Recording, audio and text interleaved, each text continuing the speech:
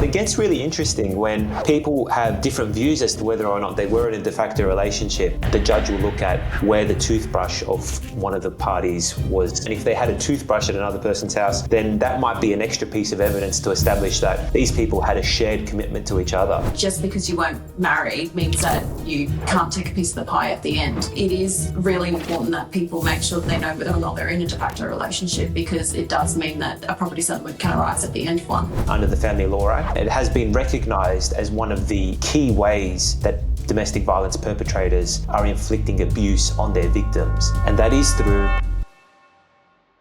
So Tiana, what exactly is a de facto relationship? We typically describe it as a sort of romantic relationship between two people who aren't yet married, but they share sort of a genuine domestic relationship together. So it could be a boyfriend or girlfriend, maybe are they high school sweethearts? Could it be something like that?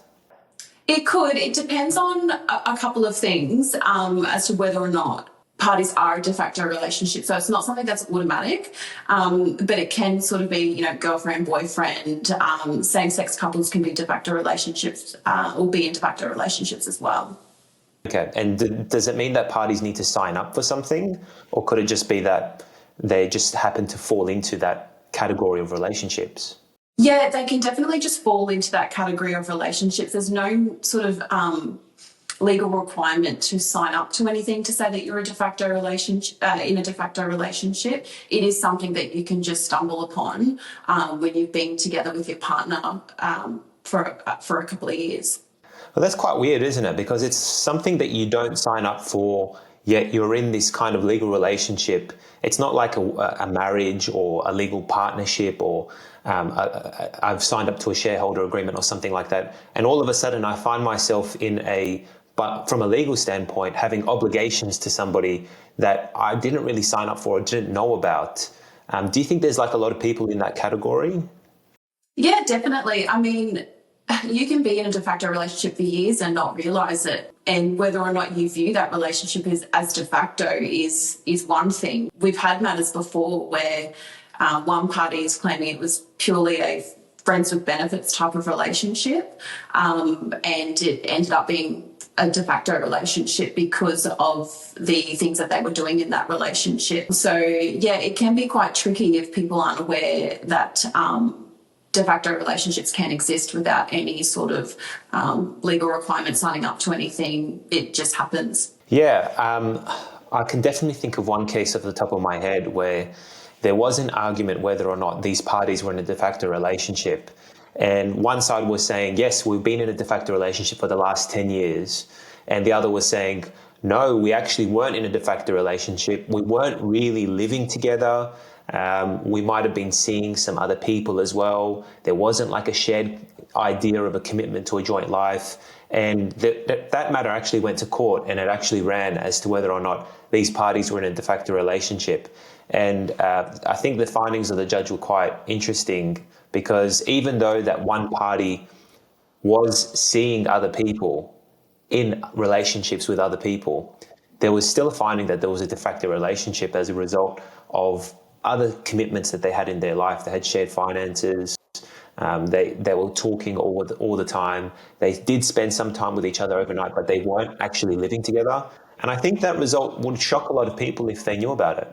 Yeah, I mean, it kind of opens up the door as well for people who might already be married or might be in committed relationships, and they might sort of veer off to the side and have other relationships for years on end, even though, they might not consider it a sort of something that they want a legal obligation for. But I think people need to be really careful around doing that sort of thing, and depending on the obligations that or the things that they're sort of doing with that person and that other party, even though they might not consider them a partner.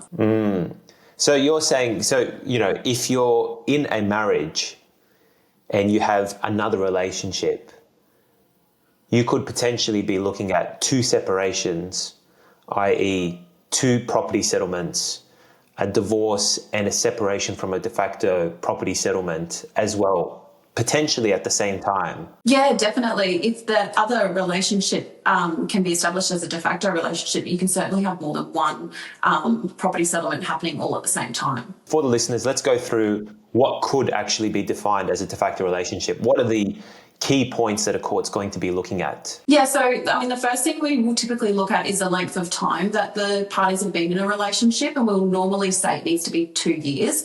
But there are some circumstances where you can be in a de facto relationship even though it hasn't been 2 years. So that is if you have children together, or if you made such a big contribution during your relationship that it would be unjust if we didn't consider it a de facto relationship purely on the basis that it hadn't been 2 years yet. So that's normally the first thing we'll look at. After that, there's no sort of specific criteria that you have to meet to be in a de facto relationship, but the court will look at a bunch of sort of different, they'll consider a few different things, and those things are whether or not they parties live together, whether or not they shared any assets or liabilities, the degree of their financial relationships. So, you know, were they intermingling funds, were they loaning each other funds? And then we would, sort of look at those sorts of things. And then there's no sort of set criteria, but yeah, we take a bunch of things into account. One of the other things we might look at is their commitment to a shared life. So whether or not they were posting about each other on Facebook, going on holidays together, meeting with parents, things like that. Yeah, like if they're in shared groups, how did the community view them? Would their friends say that they're in a relationship? Things like that. I think it all kind of stacks up to form an overall picture. But it gets really interesting when people have different views as to whether or not they were in a de facto relationship. There's certainly cases where one party thought that they were in a relationship, the other was trying to say that they weren't. And they might not be living together full time because, you know, a lot of couples, they have these different types of living arrangements. They might be sleeping at one party's house maybe once or twice a week, and then it might switch over. Does that mean that they're living together? You know, those things are kind of in the grey area. And it's even come down to different case law where the judge will look at where the toothbrush of one of the parties was, and if they had a toothbrush at another person's house, then that might be an extra piece of evidence to establish that these people had a shared commitment to each other. And when you're getting down to that kind of finite, the nitty-gritty details, it's really an interesting area of law. Yeah, definitely. I mean, having a toothbrush at someone's house, I mean, to say whether or not, I mean, it sort of just says that you're there quite often, doesn't it? Yeah, exactly. So, look, why is it so important? Why do people need to understand whether or not they're in a de facto relationship? And why are people arguing about whether or not they are in a de facto relationship in court?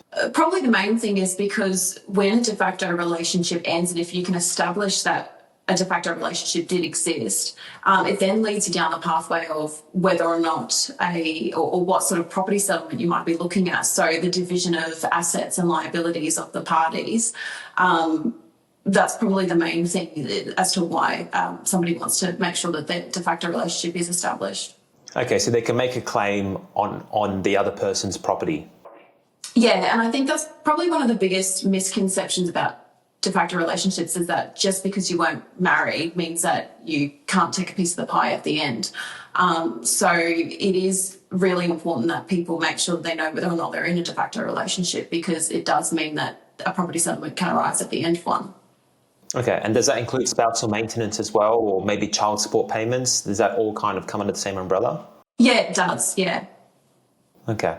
And so then at what point does it become advantageous or disadvantageous compared to a marriage being in a de facto relationship? The disadvantages of a de facto relationship compared to a marriage would probably be that first sort of point of whether or not you're actually in a de facto relationship. So it's really quite easy for someone to establish if they were married. Most people have their marriage certificate or can get access to it. Whereas a de facto relationship, before you can sort of proceed on that path of property settlement, you've got to establish that first. So I think that's probably one of the disadvantages of the de facto relationship. The other disadvantage or advantage, depending on what side of the fence you're sitting on. But the other one would be your time limit. So parties to a de facto relationship have to either finalise their property settlement or have made an application to the court within 2 years after separation. Otherwise, they risk sort of being out of time and not being able to proceed with a property settlement. So there's more leniency if you're in a de facto relationship. You do have that 2-year kind of period. Is that right? Yeah, you do have that 2-year period. And for some people, it might be advantageous if they've got the assets and they just need to wait out that 2 years. For others, it can be the other way around where they've got 2 years to get all of that sorted. Whereas for some people in a marriage, or for all people in a marriage, they've got to wait a year until they can apply for a divorce. However, we know a lot of people don't do that and sort of just leave it sitting there for a couple of years. And then only once the divorce comes into effect does a time limit kick in, and that time limit's 12 months. So depending on when parties to a marriage file for a divorce will determine their time limit, whereas de facto relationships, they don't have that. It's 2 years from separation, which causes some other issues because sometimes people don't agree on their date of separation. Some say it's one date, others say it's date sort of months down the track. So people need to be sort of careful about when they actually did separate and how they can establish when that separation occurred. Yeah, and it's another thing to argue about a separation date, because one person might think, oh, we separated when we moved out, and the other person might think, no, we were still working on things and we weren't actually separated, and this was the actual separation date. But based on that separation date, you might have a different outcome in a property settlement. Yeah, definitely. You might have a different outcome and you might find that you're already out of time. Have you had any matters where there was a large argument or dispute over separation dates? Yeah, I had one recently. It settled without going to court, which was good, but there was an argument around when separation occurred. The de facto wife was arguing that it occurred in May of a particular year, and the de facto husband was arguing that it occurred in January of the following year. So it's quite a big difference. It was sort of 7 to 8 months difference in their arguments, and it's a big chunk of their 2 years. Yeah, so how could they have such different viewpoints as to when they separated? Yeah, so the de facto wife was still living in the matrimonial property in May. She didn't move out until that January, February point, and that's when the de facto husband says that they separated. He had sort of said, well, she didn't tell me we were separated until then, and she told me at that point that she bought a new property and moved out. Whereas the de facto wife was saying that they had essentially lived separate lives, and she'd informed him that she didn't want to be in a relationship anymore. And I think it was that factor of perhaps the de facto husband had the view that they were still working on things, whereas the de facto wife didn't agree with that. They were living in separate bedrooms. They were completely taking care of their own finances. They had split in half the amount that they needed to cover their joint bills, and they were depositing that in their joint account. So they really started to lead separate lives. Why do you think that people choose to be in a de facto relationship over a marriage? Do you think it's a new cultural norm? Is it about freedom, different values? I don't know. I mean, I think for some people it could definitely be values. I guess for some it's just simply that they didn't get around to being married, or it's not particularly a priority for them to be married.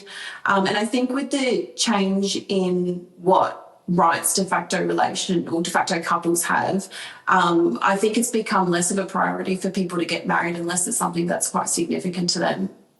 Yeah, it might be in relation to a change in views towards religion. Maybe it's considered as something less important, but there's definitely a trend of people getting, there's definitely a decrease in people getting married and just happy to maintain the status quo of being in a de facto relationship. And I'm just wondering if that is a factor in the family law sphere where there could be a potential ramification for just leaving it in that de facto status. Not necessarily. I mean, de facto couples, they still have the same rights to a property settlement, and even under the umbrella of, say, parenting and child support arrangements, it all falls under the same. That they have access to the same sort of rights that a married couple would have. And if I am in a de facto relationship, am I still able to enter into a prenup or a binding financial agreement, or is it only reserved for married couples? I mean, you can enter into binding financial agreements that occur before the marriage. So obviously that would cover your sort of de facto relationship. So you do still have that option. Okay. So really it comes down to the personal preferences of the couple because the legal rights are quite similar. Yeah, it really is. I mean, I know I have some matters where the parties are in a de facto relationship, and it was important that they have the same last name as their de facto partner and their children. So they've gone and changed their name, but they've never gotten married. So it is, I think, more so a personal preference for people. Okay. And what about registering the de facto relationship? I know there's a state authority where you can do that. It doesn't happen that often. I have seen it from time to time. Have you come across that? I haven't, but I mean, it would certainly help people get over that issue of having to first establish their de facto relationship if there is an issue with the other party possibly saying that they were never in a de facto relationship. So I don't come across it a lot. So, yeah, I think it would be of assistance for people to do that if they're concerned. Yeah, I think I've seen it, particularly in like matters where there's a spouse that's come from overseas and they need to establish that they're in a proper relationship. So in order to do that, they register their relationship with the state authority, and it's kind of like a marriage certificate, but it's a de facto relationship certificate. But I guess not having that doesn't mean that you're not in a de facto relationship. It's just an extra piece of evidence to establish that you are. And I guess the flip side might even be true, that even if you do have that de facto relationship certificate, if you're not following those factors that the court considers to be what is a de facto relationship, it might not necessarily mean that you are just because you've got that certificate. Yeah, definitely. Yeah. So, with all of this information, I think one of the main points that we're trying to get across is you could be in a de facto relationship and not know it. And I think there's a strong lack of information out there in the public. Is it something that should be taught or raised a little bit more in terms of awareness? I think so. When it places such a big obligation on parties, and sort of legal obligation on parties, I think it is really important that it's taught more, or sort of information is more accessible. I mean, simply buying a car together could establish your de facto relationship. So I think it's really important, especially where you might be a partner or might have a partner who just wants to help you out.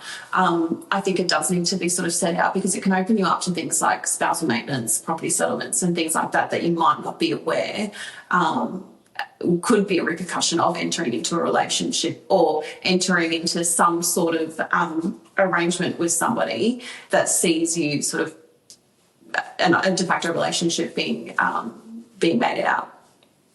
Yeah, I can recall a case where we had a couple that had just separated, and as a result of their separation, the husband received a large sum of cash from the property settlement from his divorce.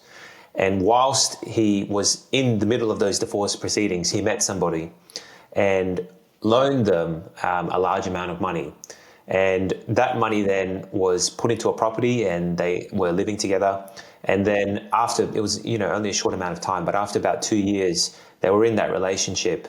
And so he had just jumped from one relationship to the other, from his marriage to the next relationship, this de facto relationship. And because he advanced a large amount of money, the question was, what is that? Was it a loan to the new partner? Was it a contribution to this new house? And again, because it was such a short period of time, there was a lot of confusion around there. And unfortunately, there was no written documentation as to what the purpose of those funds were actually for. Was it supposed to be paid back? Was it a loan? Of course, he was alleging that that money should have been paid back to him, but there was nothing to support that. And I feel like people, they kind of lack the knowledge and lack the understanding around those parameters, and they find themselves into these difficult situations, having to come to lawyers, pay thousands of dollars in order to undo something that if they just had the knowledge in the first instance and took the right steps to kind of build up to before they made that decision, it would have really ended up in a better situation for them and saved them a lot of heartache and saved them a lot of money. Yeah, definitely. I think trust is a big part of a relationship, and I think people possibly place a little bit too much trust on their partner's especially at those initial stages where they're, loaning big sums of money and things like that, and sort of just relying on that trust and hoping that their partner will sort of abide by those verbal agreements in good faith, whereas it's not necessarily the case once you get to court. Yeah, and going back to that issue of trust and financial trust, we've definitely seen a lot of cases where one partner has been spending a lot of money, getting into a lot of debt, could be gambling, could be drugs, could be borrowing money for other things that their partners don't know about. And the unfortunate reality is, at the end of all of that, those debts are actually shared. Now, if you're married to somebody, then I think there's a bit more of an understanding that it's like all of this is ours, also the debts are also ours. Maybe not a high level of understanding, but I think even still with a marriage, people are kind of like, okay, if my husband's got a large credit card debt, it's kind of mine as well. Well, I can be pursued for it in a way. But people don't know that in a de facto relationship, it's almost the same. So if your partner is, stacking up large amounts of debts, going to the casino every night and, losing a lot of money, or even taking out a large amount of debt for maybe a new business venture, which is something that I've seen a lot, where people have borrowed a lot of money, have been convinced that, this new investment or this new business venture that they're entering into is a gold mine, it's a winner, and they go into it. 6 months later, it falls apart. And guess what? That person's in a shitload of debt, and their partner may also be part of that. And they think, you know what, we're not married, we're just de facto, or they might not even know that they're de facto, but that debt could be attached to them. And that is so dangerous. It's so important for people to be aware of sort of their partner's financial circumstances and where money's going, especially where it's joint money. I mean, we have matters, it's quite frequent where one person deals with all the finances of the parties. They're paying bills and sort of sending money to savings accounts and whatnot. So it's really important that you don't sort of bury your head in the sand as to how your finances are being used, and make sure you're aware of where the money's going. Yeah, it's crazy, isn't it? Because, I'm currently married, and if I was to go to the bank tomorrow and say, I want to take out all of this money and register for all of these credit cards, I could do so and sign up for those.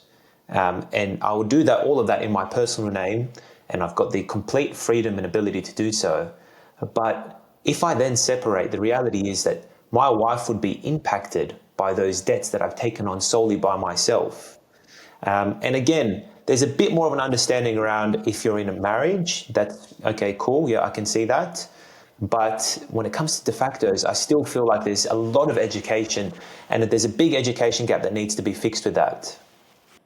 Yeah, absolutely. It's so important that people are aware of their obligations and what could happen if they separate with their partner. So there needs to be a bigger push of knowing what would happen, could happen, and things like that. So just so that you can protect yourself. Yeah, and I've also had a lot of people ask questions around prenups and binding financial agreements for that very reason, because they know their partner is about to enter into a lot of debt or maybe enter into a bit of a risky business venture. Or they also know, I've definitely got these calls where people have said, hey, my partner just keeps gambling and there's nothing I can do, and I've told him to stop. Okay, so I don't want to put my house at risk. I don't want to have my assets intermingled with his. I want to make sure we're clear that if we do separate, this is mine and this is his, or this is hers. And so for that reason, they want to get into a prenup or a binding financial agreement in order to kind of establish that. So there are some people that are a little bit more savvy when it comes to those things, but I think it's still few and far in between. Yeah, I think normally the people who are a little bit more savvy or a little bit more cautious are the people who are quite aware of their partner's shortcomings when it comes to spending money or, using money, getting loans, or also people who have just been through a property settlement and a separation, and the sting of that sort of pushes them to, when they have a new partner, make sure that they're not having to go through that process again. So it's normally not until people have either learnt a very hard lesson to learn, or they're well aware that their partners are spending money in that way. But we've certainly had matters where people are assuming that they're saving jointly for house deposit. I had an initial consult not long ago where the de facto wife thought that there was about $100,000 sitting in a joint savings account, and there was absolutely nothing, because he was just spending. Even on things for her, things like pianos and things like that. But she had said, I thought we were still saving for a house. I thought we could afford these things. But clearly we couldn't. So she walked out of that relationship, 10-year relationship, with absolutely nothing, thinking that she'd have at least 50 grand if they'd split it 50-50, and that was nothing. So it can be quite upsetting and frustrating for people who think that they're working towards a certain goal, when in reality that's not what's happening. Yeah, and they get burnt.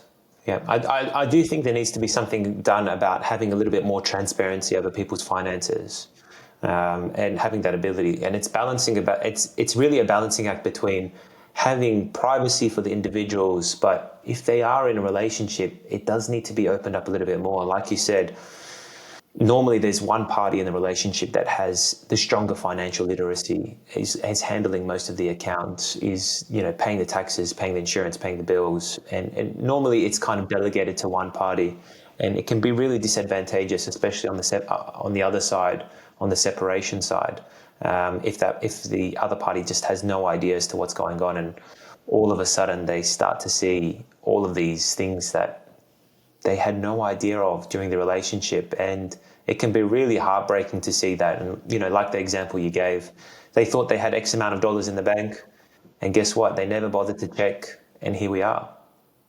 Yeah, and I mean, it can get quite awkward, I guess, for people to have these conversations. It's like, when do you start having these conversations about what your finances look like? Because if we're talking, it's 2 years, for some people, that's still quite early on in a relationship, especially when you consider you don't actually have to be living with this person for a de facto relationship to be sort of established. So, I mean, how do you open up that conversation without, I know some people sort of get ticked off when their partners raise sort of questions around, well, where are you spending your money and things like that. And sometimes be seen as a bit of a control tactic, when really people just want to know so that they can plan accordingly and look out for their interests. Yeah, exactly. And let's look on the flip side of it. Financial control and domestic violence. Now they have been put together in a stronger framework under the Family Law Act, and it has been recognised as one of the key ways that domestic violence perpetrators are inflicting abuse on their victims, and that is through financial control. And so, again, we go into this balancing act of financial control and an understanding of finances, or financial control and getting a budget in place. Things like that, it starts to become quite hard to define. And I can recall definitely a case off the top of my head. It was in court, and one of the parties was claiming that they were a victim of financial abuse, that they were being controlled financially. And the other party was saying, no, I was just putting a budget together. She wanted to buy a $500 blender, and I said, no, you can't do that. Okay, you can get one from Kmart for $50 because we can't afford it. And, one person's idea of financial control could be another person's way of budgeting. And, when you start putting this when you start putting people in a position where they could potentially be charged by the police for financial abuse and control, and now especially be receiving less in their property settlement because it can be established that they were financially abusive and controlling and inflicting domestic violence on their partners. That can be a huge thing for people, because a lot of people won't know this. The general public might not know it, and we as family lawyers understand this because we see it from the other end, right? And we're explaining this to people once they're separated. But if people don't know it, or if people do know it, then it could create, again, another tension point in a relationship where people are thinking, hold on, I don't want to control them too much. I don't want to have like too many constraints around them because I could be perceived as being potentially abusive.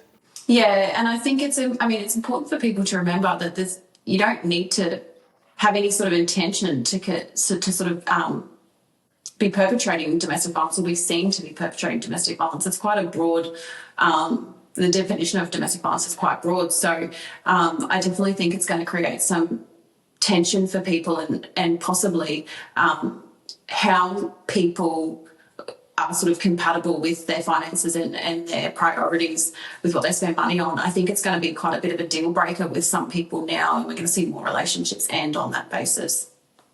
Yeah, and I just wish we could encourage it more for people to have this conversation up front. You know, when people are entering into a relationship, like you said, it's such an awkward conversation. No one wants to have the conversation as to how do you spend your money? What are your financial plans? What are your financial goals when you're saving? And I tell people all the time, it's like if you were to enter into a business relationship with somebody, it's like going into a business and not understanding anything about your business partner in terms of their spending habits, what their financial goals are. Marriage is the same thing, or entering into a de facto relationship is the same thing. It's actually even a bigger thing because you're not just investing on a business, you're investing on every single aspect of your life. You know, the house that you're in, your job, your superannuation, your business, everything.